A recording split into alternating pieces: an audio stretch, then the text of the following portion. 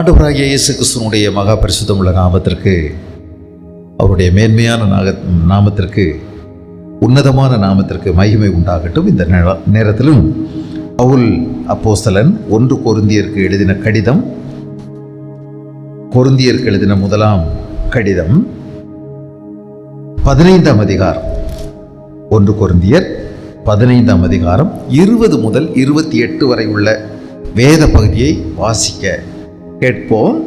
20 முதல் 28. கிறிஸ்துவோ மரித்தோரிலிருந்து எழுந்து நித்திரை அடைந்தவர்களில் முதற்பலனானார்.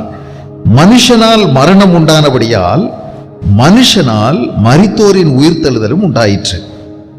ஆதாமுக்குள் எல்லாரும் மரிக்கிறது போல கிறிஸ்துவுக்குள் எல்லாரும் உயிர்ப்பிக்கப்படுவார்கள். அவனவன் தன் தன் வரிசையிலே உயிர்ப்பிக்கப்படுவான். முதற்பலனானவர் கிறிஸ்து. பின்பு அவர் வருகையில் அவருடையவர்கள் உயிர்ப்பிக்கப்படுவார்கள். அதன் பின்பு முடிவு உண்டாகும். அப்பொழுது அவர் சகல துரைத்தனத்தையும் சகல அதிகாரத்தையும் வல்லமையையும் பரிகரித்து தேவனும் பிதாவுமாயிருக்கிறவருக்கு ராஜ்யத்தை ஒப்பு கொடுப்பார். எல்லா சத்துருக்களையும் தமது பாதத்திற்கு கீழாக்கி போடும் வரைக்கும் அவர் ஆளுகை செய்ய வேண்டியது. பரிகரிக்கப்படும் கடைசி சத்ரு மரணம். சகலத்தையும் அவருடைய பாதத்திற்கு கீழ்ப்படுத்தினாரே, ஆகிலும் சகலமும் அவருக்கு கீழ்ப்பட்டதென்று சொல்லியிருக்கும் போது சகலத்தையும் அவருக்கு கீழ்ப்படுத்தினவர் கீழ்ப்படுத்தப்படவில்லை என்பது வெளியரங்கமாயிருக்கிறது. சகலமும் அவருக்கு கீழ்ப்பட்டிருக்கும் போது தேவனே சகலத்திலும் சகலவுமாய் இருப்பதற்கு குமாரன் தாமும் தமக்கு சகலத்தை கீழ்ப்படுத்தினவருக்கு கீழ்ப்பட்டிருப்பார். கர்த்தருடைய பரிசுத்த நாமத்திற்கு மகிமை உண்டாவதாக. கிறிஸ்துவோ மரித்தோரிலிருந்து எழுந்து நித்திரை அடைந்தவர்களில் முதற்பலனானார். இயேசு மரித்தோரிலிருந்து உயிரோடு எழுந்தார். அவருடைய இந்த காலியான கல்லறை உலகத்திற்கு ஒரு பெரும் ஆச்சரியத்தை கொடுக்கிறது.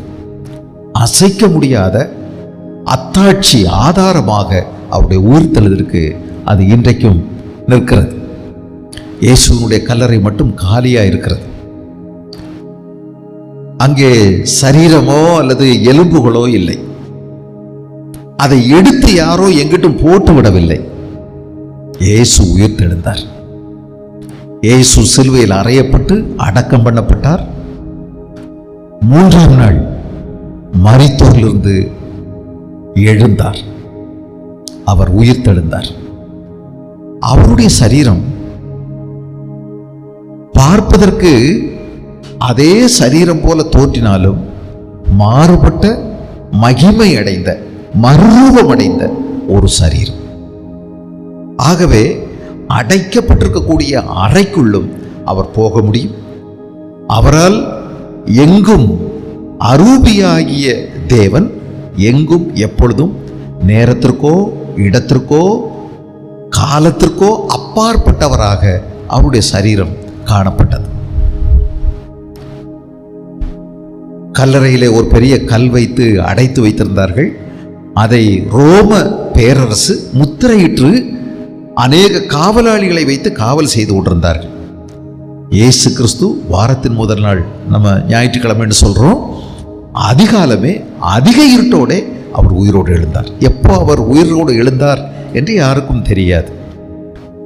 அதிக இருட்டோடே பெண்கள் அங்கு போய் தங்களுடைய கடைசி மரியாதை செலுத்துவதற்காக போகும்போது அங்கு கல்லறை திறந்து கிடக்கிறது.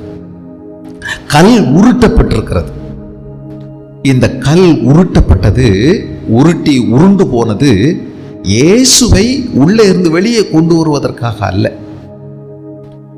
இந்த கல் அடைபட்டிருக்கும் போது அப்பவே இயேசு உயிரோடு எழுந்து விட்டார். அவர் மேல் போர்த்தி இருந்த சுற்றி இருந்த சீலைகள் கசக்கி கூட்டி சுருட்டி போடப்படவில்லை, அழகாக தனித்தனியாக மடித்து வைக்கப்பட்டிருந்தது. அநேகமாக தேவதூதர்கள் செய்திருப்பார்கள். அங்கு சலனம் ஏற்படவில்லை, அங்கு நெரிசல் ஏற்படவில்லை. அந்த துணியிலிருந்து அவருடைய சரீரம் வெளியே உருவிட்டு வர்றதுக்கு பாடுபடவில்லை.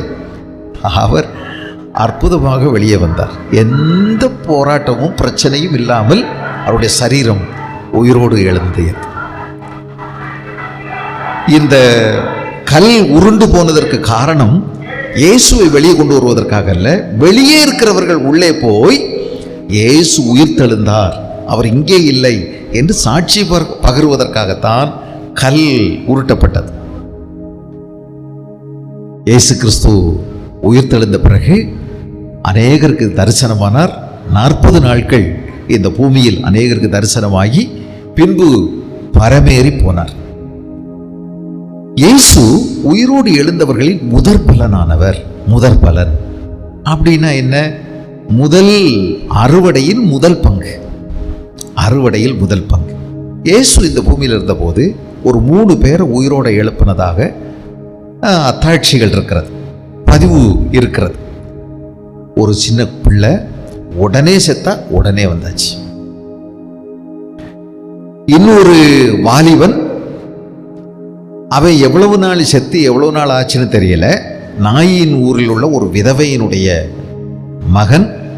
அநேகமாக அவர் ஒரு பெரிய மிலிட்ரி ஆஃபீஸர்னு சொல்கிறாங்க.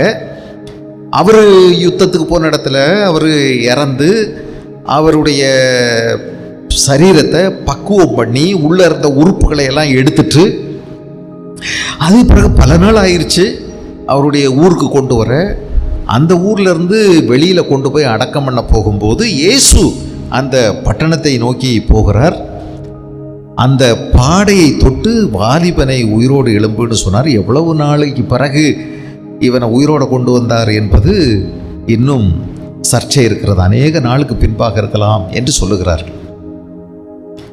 அழுகி போன அவருடைய சரீரம் உயிரடைந்தது. இன்னொன்று, லாசரு மரித்து 4 நாளைக்கு பிறகு, எல்லாம் உருகி தண்ணியா போன பிறகு இயேசு அவனை உயிரோடு கொண்டு வந்தார். இவர்கள் எல்லாருமே அந்த சரீரத்திலே உயிரோடு வந்தார்கள், திரும்பவும் செத்து போனார்கள். உயிரோடு வந்தவர்கள் எல்லாரும் திரும்பவும் மடிந்தார்கள். ஐத்திகுன்னு ஒரு வாலிபன் மாடியில் உட்காந்து வேதவசனம் கேட்கும்போது தூங்கிட்டான். நீங்கள் நிச்சயமாக தூங்கி விட மாட்டீங்கன்னு நம்பிக்கை எனக்கு. சேர்லேருந்து விழுந்துடாதீங்க. எனக்கு அந்த உயிரில் கொண்டு வரக்கூடிய வரம் இல்லை, அதனால் பார்த்துக்கிடுங்க. அவன் விழுந்துட்டான். பவுல் உடனே அவனை உயிரோட கொண்டு வந்துட்டார். சரிதானா?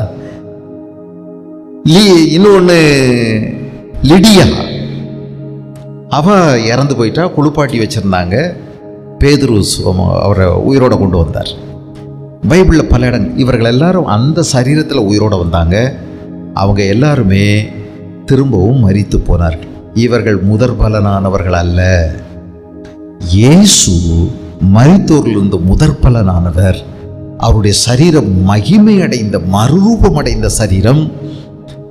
அவர் இனி மரிப்பதே இல்லை. அவர்தான் மரித்தோரில் முதற் பலனானவர். அறுவடையில முதற் பங்கு. லேவியராகமத்தின் புஸ்தகம் 23வது அதிகாரத்தில், லேவியராகமம் 23வது அதிகாரம், அங்கே நீங்கள் பார்த்தீங்கன்னா பஸ்காவை பற்றி எழுதியிருக்குது. 5வது வசனம் பாருங்க. 1ஆம் மாதம் 14ஆம் தேதி அந்தி நேரமாகிற வேளையில் கர்த்தரின் பஸ்கா பண்டிகை ஆசரிக்க வேண்டும். அன்னைக்கு தான் இயேசு சிலுவையில் அறையப்படுகிறார். அந்த இயேசுவை அரைஞ்சிட்டு தான் அவங்க எல்லாரும் போய் யூதர்கள் இஸ்ரவேலர்கள் பண்டிகை கொண்டாடினாங்க சாயங்காலத்தில். அந்த மாதம் 15ஆம் தேதி, அதாவது அடுத்த நாள்ல இருந்து புளிப்பில்லாத அப்ப பண்டிகையா இருக்கும். அது 7 நாளைக்கு. முதலாம் நாள் உங்களுக்கு பரிசுத்தமான சபை கூடுதல். அதிலே சாதாரணமான யாதொரு வேலையும் செய்ய வேண்டாம். 7 நாளும் கர்த்தருக்கு தகன பலியிட வேண்டும். 7ஆம் நாள் பரிசுத்தமான சபை கூடுதல். அதிலே சாதாரணமாக யாதொரு வேலையும் செய்யக்கூடாது. அதுக்கு அடுத்து என்ன சொல்லியிருக்குது? 10வது வசனம், நீ இஸ்ரவேல் புத்திரரோட சொல்ல வேண்டியது என்னவென்றால், நான் உங்களுக்கு கொடுக்கும் தேசத்தில் நீங்கள் போய் சேர்ந்து அதன் வெள்ளாமை அறுக்கும் போது உங்கள் அறுப்பின் முதற் பலனாகிய ஒரு கதிர்கட்டை ஆசாரியனிடத்தில் கொண்டு வர கடவீர்கள். உங்களுக்காக அது அங்கீகரிக்கப்படும்படி ஆசாரியன் அந்த கதிர்கட்டை ஓய்வு நாளுக்கு மறுநாளிலே கர்த்தருடைய சந்நிதியில் அசைவாட்ட வேண்டும். இப்போ பஸ்கா பண்டிகை வருதில்ல, அது ஒவ்வொரு வருஷமும் ஒவ்வொரு வித்தியாசமான நாள் வரும். அது வந்துருச்சுன்னா அடுத்த நாள் ஒரு விசேஷமான ஓய்வு நாள். அது சனிக்கிழமையா இல்லாட்டியும் கூட ஸ்பெஷல் சபத். அதுக்கடுத்து வழக்கமாக வரக்கூடிய ஓய்வு நாட்கள் இருக்கலாம்.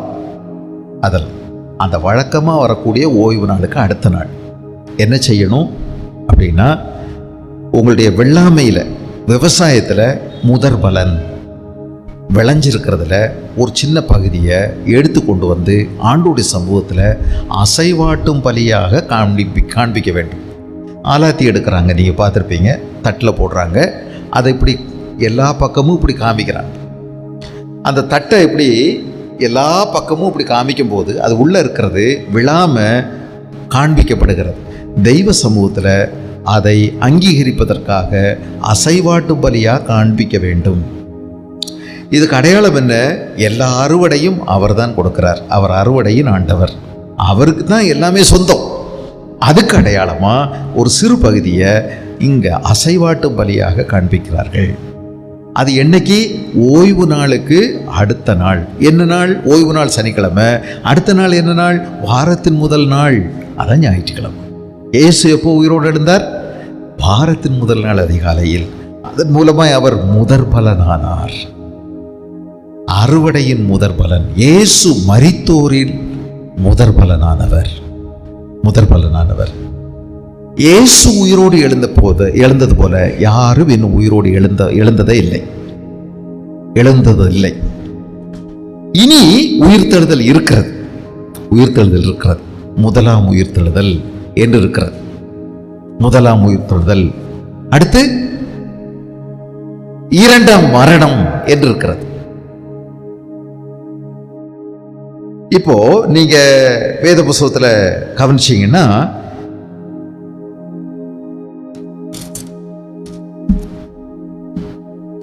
வெளிப்படுத்தின விசேஷம்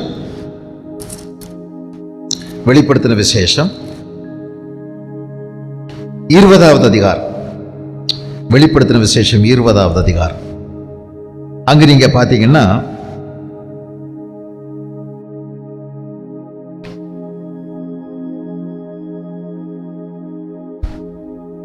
5வது வசனம். மரணம் அடைந்த மற்றவர்கள் அந்த 1000 வருஷம் முடியும் அளவு உயிரடையவில்லை. இதுவே முதலாம் உயிர்த்தெழுதல். சொல்றேன் கேளுங்க. இயேசு கிறிஸ்து இன்றைக்கு நமக்காக பரிந்து பேசிக் கொண்டிருக்கிறார் பிதாவினிடத்தில். நம்முடைய மத்தியஸ்தராய் இருக்கிறார். இந்த இயேசு நம்மை சேர்த்து கொள்ளும்படி அவர் ரகசியமாய் வரப்போகிறார். இயேசுவின் ரகசிய வருகை என்று ஒன்று இருக்கிறது. அவர் மத்திய ஆகாயத்திலே தம்முடைய பிள்ளைகளை சேர்த்துக் கொள்வதற்காக வருவார். அப்பொழுது பூமியின் நலா திசையிலும் இருக்கிறவர்கள் ஒரு இமை பொழுதில், ஒரு க்ஷணப்பொழுதில் மத்திய ஆகாயத்திலே சேர்த்துக் கொள்ளப்படுவார்கள். அவர்களோடு கூட அவர் ஆட்டுக்குட்டியானவருடைய கல்யாண விருந்திற்கு அவர்களை அழைத்து கொண்டு போவார். அடுத்து இந்த பூமி 7 ஆண்டுகள் அந்தி கிறிஸ்துவனுடைய ஆட்சிக்கு ஒப்பு கொடுக்கப்படும். இந்த பூமியிலே இருக்கிறவர்களுக்கு உபத்திரவம் மகா உபத்திரவ காலமாக இருக்கும். இயேசுவை நேசிக்க விரும்புகிறவர்கள், இயேசுவை பின்பற்ற விரும்புகிறவர்கள் உபத்திரவத்துக்கு உள்ளாக்கப்படுவார்கள். இன்றைக்கும் உபத்திரவம் இருக்கிறது. சிலருக்கு மகா உபத்திரவமே இருக்கிறது. இன்றைக்கும் பல கம்யூனிச நாடுகளிலே, இஸ்லாமிய நாடுகளிலே இயேசுவின் அடியார்கள் மிகுந்த உபத்திரவத்துக்கு உட்படுத்தப்படுகிறார்கள். உண்மைதான். ஆனால் முக்கியமாக அந்த நாட்களிலே, அந்தி கிறிஸ்துவின் நாட்களிலே யூதர்களுக்கு அதி பயங்கரமான மோசமான நாளாக இருக்கும், உபத்திரவத்தின் நாளாக இருக்கும். அந்த நாட்களிலே இயேசுதான் அவர்கள் எதிர்பார்த்த மேசியா என்பதை அறிந்து கொள்வதற்கு அவருடைய கண்கள் திறக்கப்படும். ஆக இயேசுவை பின்பற்ற நினைக்கும் பொழுது உபத்திரவம், கொடிய உபத்திரவம் அவர்களுக்கு உண்டாகும். அந்த 7 ஆண்டு உபத்திரவ காலத்திற்கு பிறகு இயேசு கிறிஸ்து வெளிப்படையாய் இந்த பூமியை தம்முடைய பரிசுத்தவான்களோடு ஆட்சி செய்ய வருவார். ஏற்கனவே ரகசிய வருகையில் எடுத்துக்கொள்ளப்பட்ட பரிசுத்தவான்களோடும் தேவதூதருடைய பெரிய பட்டாளத்தோடும் அவர் ஆரவாரத்தோடு இந்த பூமியை ஆட்சி செய்ய வருவார். அப்பொழுது இந்த பூமியை அவர் 1000 ஆண்டுகள் ஆட்சி செய்வார். 1000 ஆண்டு, மில்லீனியம் என்று பெயர். மில்லி என்றால் லத்தீன் மொழியிலே 1000 என்று அர்த்தம். ஆனம் என்றால் வருஷம் என்று அர்த்தம். 1000 வருஷம், 1000 வருட அரசாட்சி மில்லீனியம் என்று அழைக்கப்படுகிறது. ஒரு மில்லியன் என்றால் 10 லட்சம், அது வேறு. இது மில்லீனியம் என்றால் லத்தீன் மொழியில மில்லி என்றால் 1000, ஆனம் என்றால் வருடம். ஒரு 1000 வருட அரசாட்சி. தேவனுடைய பரிசுத்த ஜனங்கள் இந்த பூமியை ஆட்சி செய்வார்கள். இந்த 1000 ஆண்டு பிசாசும் அவனுடைய தூதர்களும் பாதாளத்திலே தள்ளி அடைத்து வைக்கப்படுவார்கள். இங்க எழுதப்பட்டிருக்கிறது பாருங்கள், 20வது அதிகாரம், வெளிப்படுத்தின விசேஷம். ஒரு தூதன் பாதாளத்தின் திறவுகோலையும் பெரிய சங்கிலியையும் தன் கையிலே பிடித்துக் கொண்டு வானத்திலிருந்து இறங்கி வர கண்டேன். பிசாஸ் என்றும் சாத்தான் என்றும் சொல்லப்பட்ட பழைய பாம்பாகிய வலு சர்ப்பத்தை அவன் பிடித்து அதை 1000 வருஷம் அளவும் கட்டி வைத்து அந்த 1000 வருஷம் நிறைவேறும் வரைக்கும் அது ஜனங்களை மோசம் போக்காதபடி அதை பாதாளத்தில் தள்ளி அடைத்து அதன் மேல் முத்திரை போட்டான். அதற்கு பின்பு இந்த 1000 வருஷத்துக்கு பிறகு கொஞ்ச காலம் விடுதலையாக்கப்பட வேண்டும், கொஞ்ச காலம் விடுதலையாக்கப்பட வேண்டும் என்று சொல்லப்பட்டிருக்கிறது. இந்த 1000 வருஷமும் இந்த 4வது வசனத்தினுடைய கடைசியில் நீங்க கவனிச்சீங்கன்னா, அவர்கள் உயிர் தெழுந்து கிறிஸ்துவுடனே 1000 வருஷம் அரசாண்டார்கள் தேவனுடைய பிள்ளைகள். மரணமடைந்த மற்றவர்கள் அந்த 1000 வருஷம் முடியும் அளவு உயிர் தடையவில்லை. தேவனுடைய பிள்ளைகள் மட்டும்தான் உயிரோடு இருக்கிறாங்க, உயிர் தெழுந்திருக்கிறாங்க.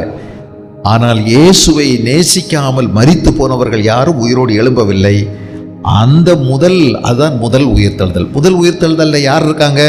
தேவனுடைய பிள்ளைகள் மட்டும்தான் முதலாவது உயிரோடு எழும்பி இருக்கிறார், மற்றவர்கள் இல்லை. அந்த 1000 ஆண்டுக்கு பிறகு முதலாம் உயிர்த்தெழுதலே பங்குள்ளவன் பாக்கியவானும் பரிசுத்தவானுமாய் இருக்கிறான். 6வது வசனத்துல இவர்கள் மேல் 2ஆம் மரணத்துக்கு அதிகாரம் இல்லை, இவர்கள் தேவனுக்கும் கிறிஸ்துவுக்கும் முன்பாக ஆசாரியராயிருந்து அவரோட கூட 1000 வருஷம் அரசாழ்வார்கள். இந்த 1000 வருஷத்தினுடைய முடியும் போது சாத்தான் தன் காவலில் இருந்து விடுதலையாகி பூமியின் 4 திசைகளிலும் உள்ள ராஜாக்கள், அதிகாரிகள் எல்லாரையும் அவன் ஏவி எழுப்பி உன்னதமான தேவனுக்கு விரோதமாய் ஒரு பெரிய யுத்தத்தை செய்வதற்கு தயாராவான். 1000 வருஷத்தினுடைய முடிவில் இயேசுவுக்கும் தேவனுடைய பிள்ளைகளுக்கு விரோதமாய் ஒரு பெரிய யுத்தம் செய்வதற்கு உலகமே ஒன்று திரளப் போகிறது. அதுதான் கடைசி யுத்தம், அர்மகதோன் யுத்தம் என்று அதற்கு பெயர். மனிதன் தன்னுடைய புத்தியினால் சாதித்த அத்தனை போர் ஆயுதங்களையும் எடுத்துக்கொண்டு பயங்கர ஒரு யுத்தத்திற்காக ஆயத்தப்படுவார்கள். அப்படி ஆயத்தப்பட்டு அவர்கள் சரியாக ரெடியாக நிற்கும் போது யுத்தமில்லாமையே அவர்கள் அழிக்கப்படுவார்கள். தேவனாய கர்த்தர் தம்முடைய நாசியின் சுவாசத்தினால் அவர்களை அழிப்பார். அவர்கள் நின்ற இடத்திலேயே அவருடைய சரீரங்கள் அழுகி விழ ஆரம்பிக்கும். யுத்தம் இருக்காது, எல்லாரும் அழிக்கப்படுவார்கள். அதற்கு பின்பு எல்லாரும் உயிரோடு எழுப்புவார்கள். தேவனுடைய இயேசு கிறிஸ்துவுடைய வெள்ளை சிங்காசனம் வைக்கப்படும். அங்கு மரித்தோர் சகலமான பேரும் அவர்கள் எழும்பி நிற்பார்கள். பூமியின் தூளில் நித்திரை பண்ணுகிற எல்லாரும் உயிரோடு வருவார்கள். அதுதான் 2ஆம் உயிர்த்தெழுதல். அது எல்லாருக்கும், இறந்து போன எல்லாரும் வருவார்கள். தானியேலின் புஸ்தகம் 12ஆம் அதிகாரம் 2வது வசனத்தை பாருங்கள். தானியேல் 12:2 பூமியின் தூளிலே நித்திரை பண்ணுகிறவர்களாகிய அநேகரில் சிலர் நித்திய ஜீவனுக்கும் சிலர் நித்திய நிந்தைக்கும் இகழ்ச்சிக்கும் விழித்து எழுந்திருப்பார்கள். தேவனுடைய வெள்ளை சிங்காசன நியாய தீர்ப்பு. அவர் அன்றைக்கு மேய்ப்பன் ஆடுகளை செம்மறியாடு வெள்ளாடு என்று பிரிப்பது போல வலது பக்கம் இடது பக்கம் என்று பிரிப்பார். துன்மார்க்கர் நீதிமான்கள் என்று பிரிப்பார்.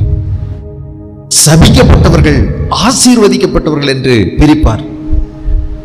அன்றைக்கு சபிக்கப்பட்டவர்கள் இடது பக்கம் இருக்கிறவர்கள் நித்திய நிந்தைக்கும் இகழ்ச்சிக்கும் போவார்கள். அவர்களுக்கென்று உலகம் உண்டானது முதல் உருவாக்கப்பட்ட அக்கினியும் கந்தகமும் எரியக்கூடிய கடலிலே அவர்கள் தள்ளப்படுவார்கள். பிசாசுக்காகவும் அவனுடைய தூதர்களுக்காகவும் நரகம் உருவாக்கப்பட்டிருக்கிறது. ஆனால் பிசாசோடு கைகோர்த்து நடக்கிறவர்கள் அவனோடு கூட அவர்களும் தள்ளப்படுவார்கள். இயேசுவை நிராகரித்தவர்கள், இயேசுவின் அன்பை காலின் கீழே போட்டு மிதித்தவர்கள், இயேசுவை மறுதலித்தவர்கள் அங்கே தள்ளப்படுவார்கள். இயேசு நேசிக்காததினால் அல்ல அவர்கள் நரகத்திலே தள்ளப்படுவது, இயேசு அவர்களுக்காக அவர்களை நரகத்திற்கென்று ஒதுக்கி வைத்ததினால் அல்ல.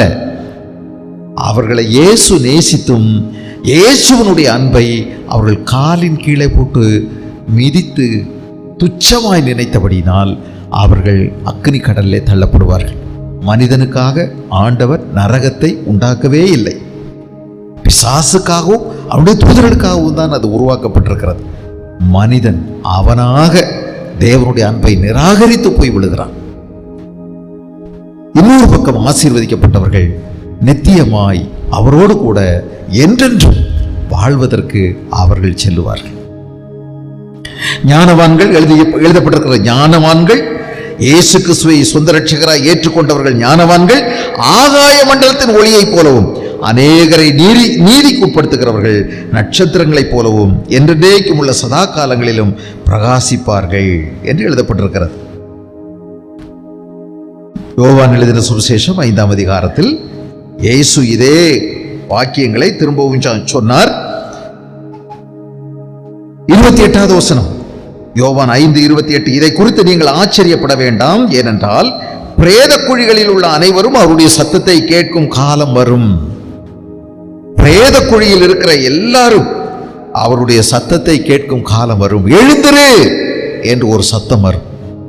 எழுந்திருப்பார்கள். அப்பொழுது நன்மை செய்தவர்கள் ஜீவனை அடையும்படி எழுந்திருக்கிறவர்களாகவும், தீமை செய்தவர்கள் ஆக்கனை அடையும்படி எழுந்திருக்கிறவர்களாகவும் புறப்படுவார்கள். அருமையான தேவனுடைய பிள்ளைகளே, இங்கே இருக்கக்கூடிய உங்களை பார்த்து நான் கேட்குறேன், ஒரு நாள் இயேசுவினுடைய நியாய தீர்ப்பு வரும். இயேசு பரலோகம் அவர் உருவாக்கியிருக்கிறார், நரகமும் அவர்தான் உருவாக்கியிருக்கிறார்.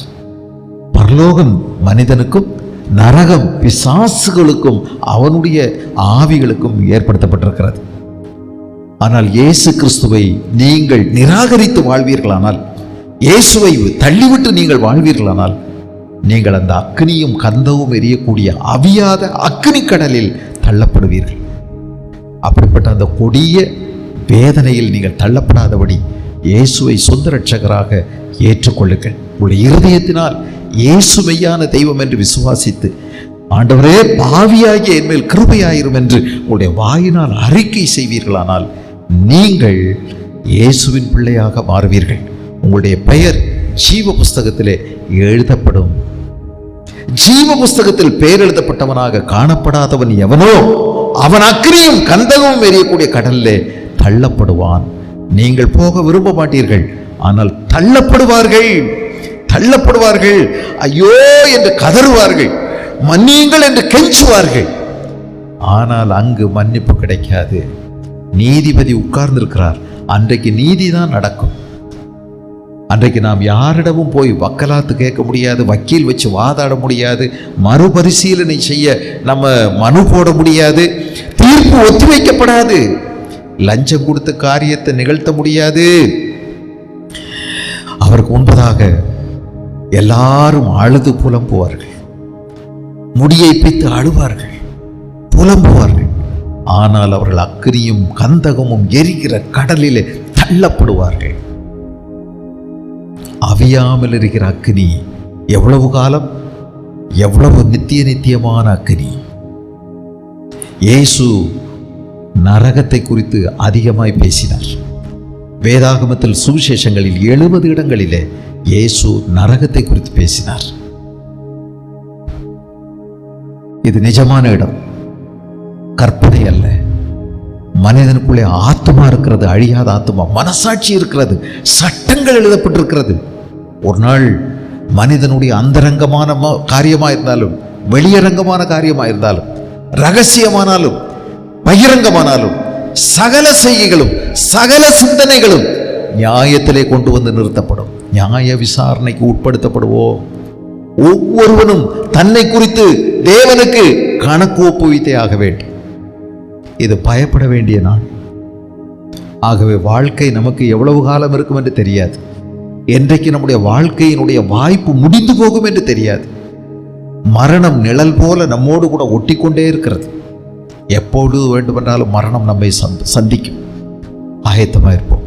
இயேசுவை சொந்த இரட்சகராய் ஏற்றுக்கொள்ளுங்கள். முதலாம் உயிர்த்தெழுதல்ல பங்கடைகிறவர்கள் பாக்கியவான்கள். இயேசுவோடு எழுந்திருந்து அந்த 1000 ஆண்டு அரசாட்சி செய்வார்கள். அதற்கு பின்புதான் இரண்டாவது உயிர்த்தெழுதல். அப்பொழுது நியாய விசாரணைக்காக எழுந்திருக்கிறவர்கள். ஆகவே ஜாக்கிரதையா இருப்போம். இயேசுவை நோக்கி பாருங்கள். இயேசுவிடம் உங்களுடைய வாழ்க்கையை ஒப்புக்கொடுங்கள். இயேசுதான் இரட்சகர். இயேசு ஒருவரே மெய்யான தெய்வம். அவரை அல்லாமல் வேறு தெய்வம் இல்லை. அவரை உங்களுடைய சொந்த இரட்சகராக ஏற்றுக்கொள்ளுங்கள். எழுதப்பட்டிருக்கிறது, இந்த ஆண்டவராகிய இயேசு கிறிஸ்து மரணத்தை வென்றார். மரணத்தை வென்றார். மரணத்தை வென்று நமக்கு ஜீவனையும் அழியாமையையும் நமக்கு கொடுத்தார். 15வது அதிகாரத்திலே 1 கொரிந்தியர் 15 அங்கு சொல்லப்பட்டிருக்கிறது, அவர் சகலவற்றையும் அவர் கீழ்ப்படுத்தினார், மரணத்தை வென்றார். பரிகரிக்கப்பட வேண்டிய கடைசி சத்துரு மரணம். பிசாசு மரணத்துக்கு அதிகாரி. மரணம் எப்பொழுது சம்பவித்தது? மரணம் ஒரிஜினல் இல்லைங்க. பிதாவாகிய தேவன் இந்த பூமியை உருவாக்கின போது மரணம் மனிதனுக்கு கொடுக்கப்பட்டது அல்ல. மனிதன் பாவம் செய்ததினால் தேவனை விட்டு பிரிக்கப்பட்டான்.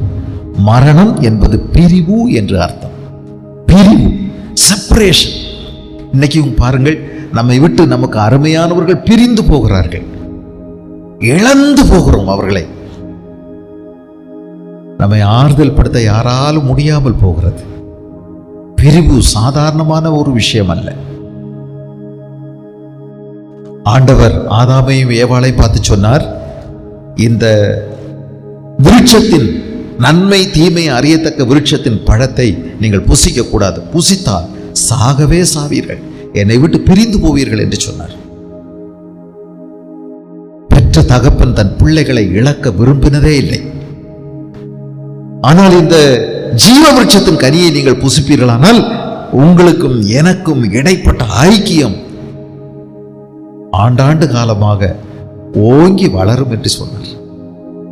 ஆனால் ஆதாமும் ஏவாளும் பிசாசனுடைய வஞ்சனையினால், அவனுடைய தந்திரத்தினால் ஆட்கொள்ளப்பட்டு அவர்கள் தேவனுக்கு விரோதமாய் பாவம் செய்தார்கள். மரணம் சம்பவித்தது. பிரிந்து போனார்கள். தேவனுடைய உயர்தரமான வாழ்க்கை முறையை இழந்தார்கள். தேவ மகிமையற்று போனார்கள். அவர் கொடுத்த உயர்ந்த வஸ்திரத்தை இழந்தார்கள். அவருடைய மேன்மையான நல்ல வாழ்க்கை முறை, அந்தஸ்து, சகலத்தையும் இழந்தார்கள். தங்களுடைய அதிகாரத்தை பிசாசனுடைய கையிலே அடமானம் வைத்து விட்டார்கள். ஆதாம் ஏவாளுடைய வயிற்றிலிருந்து சந்ததிகளாய் பிறந்த நாம் எல்லாரும் பாவிகளாகவே இருக்கிறோம். ஆதாமுக்குள் நாம் எல்லாரும் பாவிகளாக மாறிவிட்டோம்.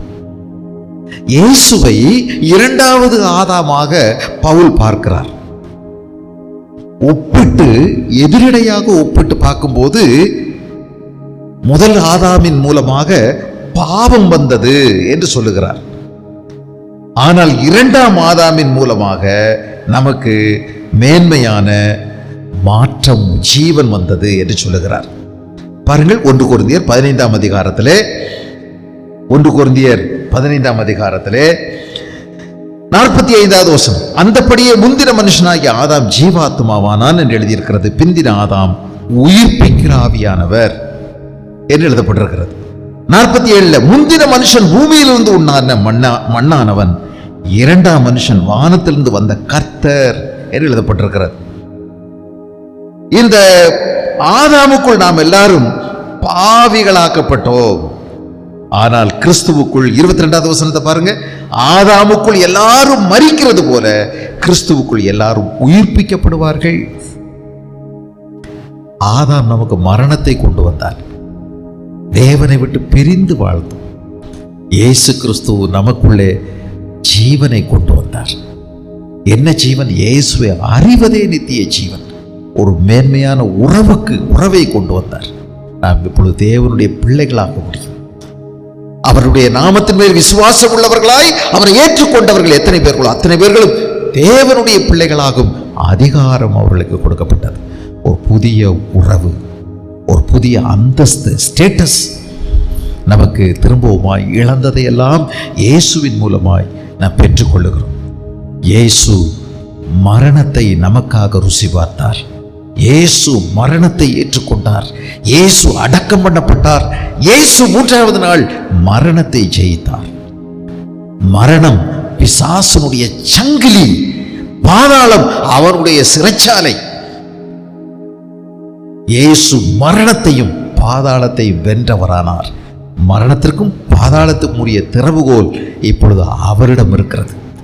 பிசாசு நினைத்தான் இயேசுவை மரணத்தின் மூலமாக பாதாளத்தில் அடைத்து வைக்க முடியும் என்று நினைத்தான். ஆகவே இயேசு மரித்து அடக்கம் பண்ணப்பட்ட உடனே ஒரு பெரிய கல்லை வைத்து மூடி அதை ரோம சக்கரவர்த்தியை கொண்டு சீல் வைத்து மாறி மாறி மாறி மாறி தங்களுடைய வரிசை பிரகாரமாய் காவல் காக்கக்கூடிய போர் வீரர்களை அங்கே நியமித்தார்கள். ஆனால் அதிகாலமே அதிக இருட்டோட 3வது நாள் ஒரு பெரிய பூமி அதிர்ச்சி ஏற்பட்டது. இயேசு உயிரோடு வந்தார். காவலர்கள் நடுநடுங்கி போனார்கள். எல்லா சங்கிலிகளும் முறிந்து விழுந்தது. கல் புரண்டு ஓடினது. இயேசு வெற்றி வேந்தராய், பாதாளத்தை வென்றவராய், மரணத்தை வென்றவராய் உயிரோடு எழுந்தார். இயேசு ஜீவிக்கிறார். அவர் சதா கால உயிரோடு இருக்கிறவர். ஆகவே இயேசுவை விசுவாசிக்கிறவர்கள் மரித்தாலும் பிழைப்பார்கள், மரியாமலும் இருப்பார்கள். இயேசு புதிய நம்பிக்கையை நமக்கு கொடுத்தார். ஒரு ஜீவனுள்ள நம்பிக்கையை கொடுத்தார். Living hope. நமக்கு ஒரு புதிய நம்பிக்கை, உயிருள்ள நம்பிக்கையை நமக்கு கொடுத்திருக்கிறார். நான் நம்பி இருக்கக்கூடிய ஆனந்த பாக்கியம், பிளஸட் ஹோப், ஆனந்த பாக்கியம், நம்பி இருக்கிற ஆனந்த பாக்கியம். ஒரு நாள் அவர் வருவார், என்னை சேர்த்து கொள்வார் அவரோடு கூட. நான் இயேசுவோடு கூட என்றென்றைக்கும் சதா காலங்களிலும் அவரோடு கூட இருப்பேன், முகமுகமாய் அவரை பார்ப்பேன் என்ற முழு நிச்சயம் நமக்கு இயேசு கொடுத்திருக்கிறார். இயேசு நமக்கு ஒரு புதிய ஜீவனை கொடுத்தது மட்டுமல்ல, இயேசு நமக்கு ஒரு புதிய மார்க்கத்தை கொடுத்திருக்கிறார். புதிய மார்க்கம், புதிய ஜீவன் உள்ளவர்களாய் நாம் நடந்து கொள்ளும்படி நமக்கு ஒரு புதிய மார்க்கத்தை காண்பித்திருக்கிறார். கிறிஸ்தவம் மதம் அல்ல, இயேசுவை பின்பற்றுவது ஒரு மார்க்கம், ஜீவனுள்ள மார்க்கம். அது மார்க்கம். இன்றைக்கு அநேக பேர் கிறிஸ்தவ மதத்தில் சேர்ந்திருக்கிறார்கள். இயேசுவை பின்பற்றுகிறவர்களாக அவர்கள் இல்லை. இயேசுவை பின்பற்றுகிறவர்கள் ஒருபோதும் இருளில் நடக்காமல் வெளிச்சத்திலே நடப்பார்கள். இயேசுவை பின்பற்றுகிறவர்கள் சகோதரர்களை பகைக்க மாட்டார்கள். விரோதம், வெறுப்பு, கசப்பு இவைகளை வைத்து வாழ மாட்டார்கள். இயேசுவை பின்பற்றுகிறவர்கள் தங்களுடைய சுய சித்தத்தை செய்ய மாட்டார்கள். தன் சிலுவை எடுத்துக்கொண்டு இயேசுவை பின்பற்றுவான். அப்படி என்றால் என்ன? என் சித்தம் அல்ல, தேவனுடைய சித்தம். அதான் சிலுவை. சிலுவை எடுத்துக்கொண்டு இயேசுவை பின்பற்றுவார்கள். அருமையான தேவனுடைய பிள்ளைகளே, இன்னைக்கு நீங்க வந்திருக்கீங்க. இந்த இயேசுவை நீங்கள் பின்பற்றுகிறீர்களா, மதத்தை பின்பற்றுகிறீர்களா என்று பாருங்கள். ஒருவேளை நீங்க பெயர் மாற்றம் செஞ்சிருக்கலாம். இயேசுவை பின்பற்றுகிறோம் என்று சொல்லி மதத்தை பின்பற்றுக்கலாம். உங்களுக்கு சாதகமாக இருக்கிறதை எல்லாம் நீங்கள் செய்வீர்கள். உங்களுக்கு சாதகமாய் தோன்றாதவைகளை நீங்கள் செய்ய மாட்டீர்கள். தேவனுடைய சித்தம் செய்வது உங்களுக்கு எப்பொழுதும் சாதகமாய் இருக்காது. மனுஷனுக்கு அது பிரியமாய் இருக்காது. தேவனுக்கு பிரியமாய் வாழ்வதுதான் சிலுவை எடுத்துக்கொண்டு இயேசுவை பின்பற்றுவது. இயேசுவை பின்பற்றுகிறவருடைய, இயேசு கிறிஸ்துவை சொந்த ரட்சகராய் ஏற்றுக்கொண்டவருடைய பெயர் ஜீவ புஸ்தகத்தில் எழுதப்பட்டிருக்கும். ஜீவ புஸ்தகத்தில் பெயர் எழுதப்பட்டவனாய் காணப்படாதவர்கள் அக்கினியும் கந்தவும் எறியக்கூடிய கடலிலே தள்ளப்படுவார்கள். ஆகவே இயேசுவை சொந்த ரட்சகராய் ஏற்றுக்கொள்ளுங்கள். இயேசுவே, பாவியாகிய என் மேல் கிருபையாயிரும். இந்த ஒரு வார்த்தை நீங்கள் சொல்வீர்களானால் உங்களுடைய பாவம் மன்னிக்கப்படும். உங்களுடைய பெயர் ஜீவ புஸ்தகத்தில் எழுதப்படும். மரணம் எப்பொழுது சம்பவித்தாலும் நீங்கள் மரண பயத்திலிருந்து விலகினவர்களாக இருப்பீர்கள். எபிரேயர்கள் நிருபம், எபிரேயர் 2ஆம் அதிகாரத்திலே, எபிரேயர் 2ஆம் அதிகாரத்திலே 14வது வசனம், ஆதலால் பிள்ளைகள் மாம்சத்தையும் இரத்தத்தையும் உடையவர்களாய் இருக்க மனிதன் மாம்சத்தை இரத்தத்தை உடையவர்களாக இருக்க பிள்ளைகள் என்று சொல்லுகிறார். கடவுள் மனிதனை பிள்ளைகள் என்று சொல்லுகிறார். பிள்ளைகள் மாம்சத்தையும் இரத்தத்தையும் உடையவர்களாக இருக்க, கடவுளும் தெய்வமும் அவர்களைப் போல மாம்சத்தையும் இரத்தத்தையும் உடையவரானார். மரணத்துக்கு அதிகாரியாகிய பிசாசானவனை தமது மரணத்தினாலே அழிக்கும்படிக்கு ஜீவகாலமெல்லாம் மரண பயத்தினாலே அடிமைத்தனத்துக்குள்ளானவர்கள் யாவரையும் விடுதலை பண்ணும்படிக்கும் அப்படியானார். இயேசு கிறிஸ்து மரணத்துக்கு அதிகாரியாய் இருந்த பிசாசானவனை தமது மரணத்தினாலே அவனுடைய தலையை நசுக்கினார். முள்ளாலேயே எடுக்கிறது அப்படின்னு ஒரு பழமொழி சொல்றான். மரணத்துக்கு அதிகாரியாகிய பிசாசு, மரணம் அவன்தான் கொண்டு வந்தான், அவன்தான் மரணத்துக்கு அதிகாரி. மரணம் அவனுடைய சங்கிலி, அதுல கட்டப்பட்ட பிறகு யாரும் அதுல இருந்து வெளியே வர முடியாது. பாதாளம் அவனுடைய சிறைச்சாலை. ஆனால் இயேசு மரணத்துக்கு அதிகாரியாகிய பிசாசானவனை தம்முடைய மரணத்தினாலே அவருடைய தலையை நசுக்கினார்.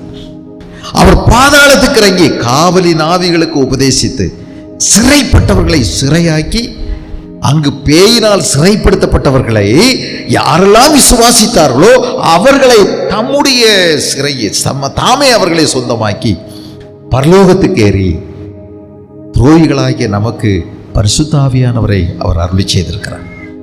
பாதாளம் அவரை கட்டி வைக்க முடியவில்லை, அங்கே போயிட்டாரு. மரணம் அவரை கட்டி வைக்க முடியவில்லை, மரணத்தை வென்றார். மரணத்துக்கு அதிகாரியா பிசாசை வென்றார். இன்னைக்கு நம்ம மரண பயத்தில் நம்ம அடைபட்டு கிடக்க வேண்டியதில்லை. மரணம் நித்திரைக்கு தூக்கத்துக்கு ஒப்பிட்டு புதிய ஏற்பாடு சொல்லுகிறது. இயேசு பலமுறை தூக்கத்தோடு ஒப்பிட்டு பேசுகிறார். இங்க கண்ணை மூடி அங்க விழிக்கும் போது அவருடைய சந்நிதியில் இருப்போம். தூங்கி எழுப்புறது போல தேவனுடைய பிள்ளைகளுக்கு மரணம் தூக்கம் போலதான். பயப்பட வேண்டியதில்லை. இயேசு மரணத்தை ஜெயித்தார், இயேசு மரணத்தை வென்றார். ஆகவே எனக்கும் இயேசு என்னுடைய ஜீவனின் அதிபதியாக இருக்கிறார்.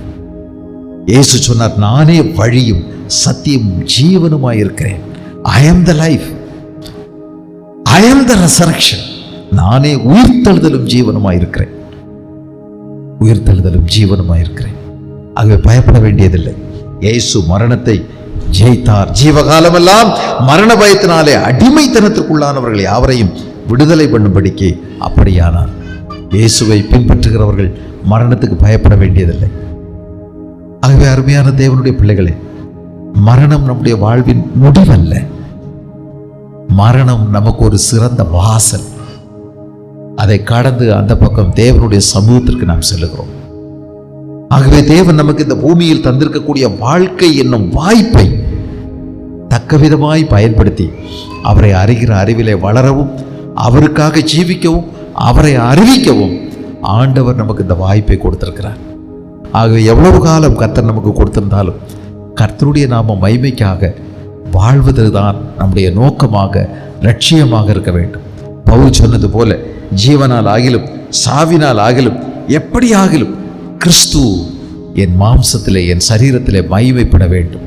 இயேசு நமக்கு ஜீவனையும் அழியாமையையும் நமக்கு கொண்டு வந்தார். 2 தீமோத்தேயுனுடைய புஸ்தகம் 2 தீமோத்தேயு 1ஆம் அதிகாரம் 10வது வசனத்திலே, நம்முடைய இரட்சகராகிய இயேசு கிறிஸ்து பிரசன்னமானதினாலே அந்த கிருபை இப்பொழுது வெளிப்படுத்தப்பட்டது. அவர் மரணத்தை பரிகரித்து என்றால் டெஸ்ட்ராய்டு, பரிகரித்து அதை நாசமாக்கி மரணத்தை சுக்குநூறாய் சிதைத்து ஜீவனையும் அழியாமையையும் சுவிசேஷத்தினாலே வெளியரங்கமாக்கினார். ஆகவே நாம் மரணத்துக்கு பயப்பட வேண்டியதில்லை. மரணமே உன் கூரங்கே, பாதாளமே உன் ஜெயமெங்கே என்று சொல்ல முடியும். மரணம் நமக்கு ஒரு முடிவல்ல, பாதாளம் நம்முடைய இருப்பிடம் அல்ல. இயேசு இரண்டையும் ஜெயித்தார்.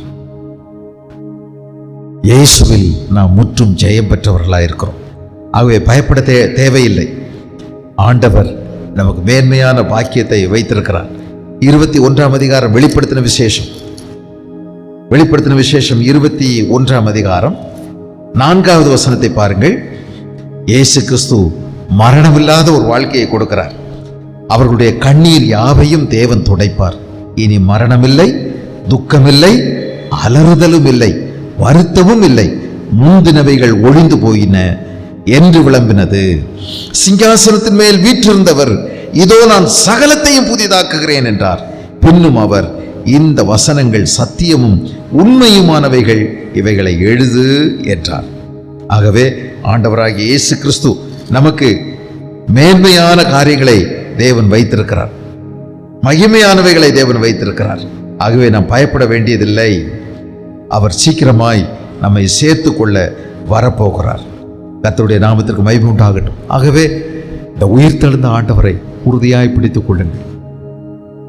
அவர் உங்களை நேசிக்கிறார். அவர் உங்களை முற்றுமுடிய ரட்சிக்க வல்லவர். அவர் வாழ வைக்கின்ற தெய்வம். அவர் நம்மை ஆட்டி படைக்கிறவர் அல்ல, ஆக்கி அமைக்கிறவர். இயேசுவை நீங்கள் முழுமனதோடு நீங்கள் ஏற்றுக்கொண்டு அவர் மீது விசுவாசமாய் இருந்து அவரை பின்பற்றுவீர்களானால் நிம்மதியான ஒரு வாழ்க்கையை வாழலாம். ஒரு வாய் கஞ்சி குடித்தாலும் நிம்மதியாக குடிக்கலாம். இயேசுராஜா அதற்கு மேன்மையான வழியை நமக்கு செய்திருக்கிறார். அவரை விசுவாசிக்கிறவர்கள் ஒருபோதும் கெட்டு போகிறதில்லை. பிரார்த்தனை செய்வோமா?